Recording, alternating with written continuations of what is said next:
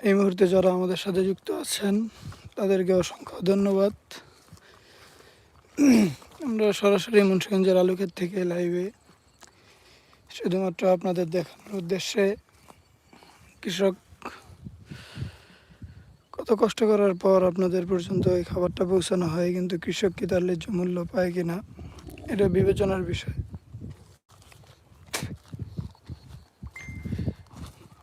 আলু লাগানো থেকে শুরু করে উঠানো পর্যন্ত যত কার্যক্রম পরিচর্যা সব কিছু মিলিয়ে কৃষকের মাথায় হাত।